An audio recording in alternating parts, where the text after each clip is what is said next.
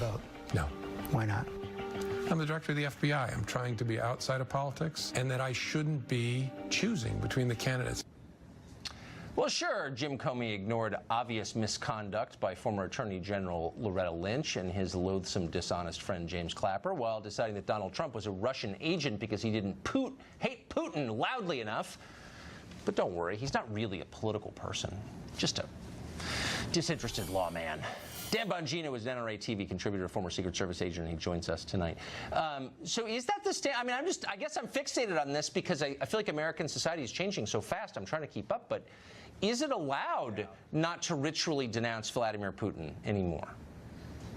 No, apparently not. You probably should tweet about it all day, how much you can't stand Vladimir Putin, to vaccinate yourself. Yeah, you should. You must all day to vaccinate yourself against disingenuous attacks by kooky liberals in the media. Do you open up a social media account just to denounce Vladimir Putin if you're a conservative? Do yourself a favor. Tucker, this is the most absurd statement in that whole thing is him insinuating, Comey that is, that he's a nonpartisan actor. Let's be crystal clear on this. He admitted that some of his actions were possibly influenced by the poll numbers and that Hillary Clinton would be the next president. So let's just do a visual for the libs here, right? So you have blind Lady Justice with the blindfold who's peeking out at the poll numbers and saying, oh, Hillary Clinton may be the president. That is the very definition of politically motivated actions, but Comey doesn't seem to get that. And what's scary is he was the FBI director and was an investigator.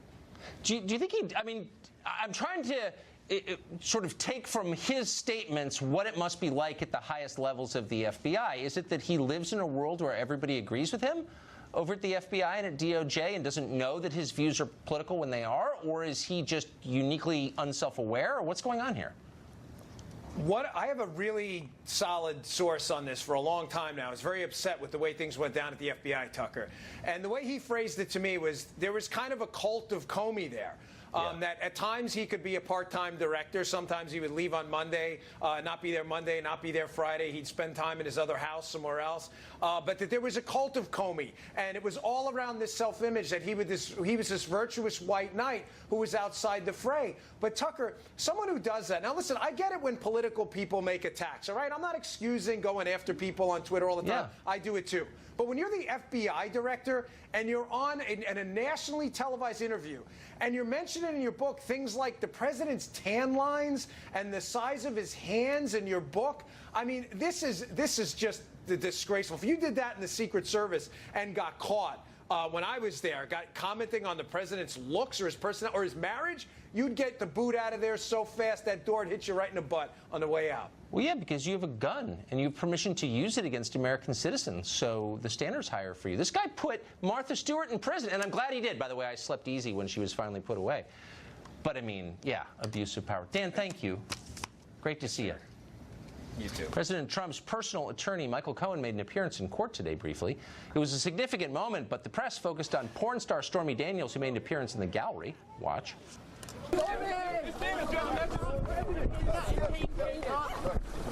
Oh, be careful, hey guys, be careful now. Do you have a message for the president?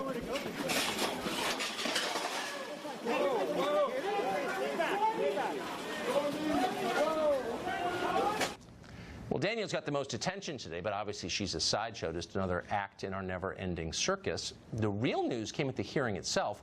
Michael Cohen was forced to hand over a list of his clients to a judge. Among those on the list was our friend Sean Hannity in the hour after ours. Judge Kimba Wood ordered Hannity's identity revealed, even though Hannity had specifically requested that his name remain private, which is his right. A couple of hours ago, Sean issued the statement, quote, "Michael Cohen has never represented me in any matter. I never retained him, received an invoice, or paid legal fees. I have occasionally had brief discussions with him about legal questions about which I wanted his input and perspective," end quote. Sean plans to address this more broadly in just a bit on Fox. But keep in mind that Sean Hannity is a talk show host. He's not under investigation by anyone for anything. Who he hires as a lawyer and why is nobody's business. No judge has a right to violate his privacy or anybody else's. Those used to be the rules, but the rules have changed. The point of the Russia investigation, you may have figured out, is not to find collusion. There was no collusion. Everybody knows that. Everyone's always known that. The point is and was to hurt Trump and anyone close to Trump. And by the way, it's working. Now, maybe you hate Trump and you're happy about that. But what are the rest of us losing in this process? Attorney-client privilege no longer means anything. We learned that the other day. Neither does privacy or public reputation or fairness.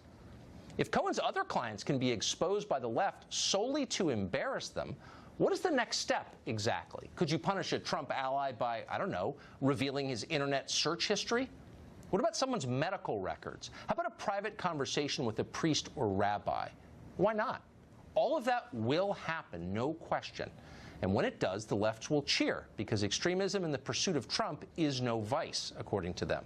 The question is, do you really want to live in a country like that? Who would?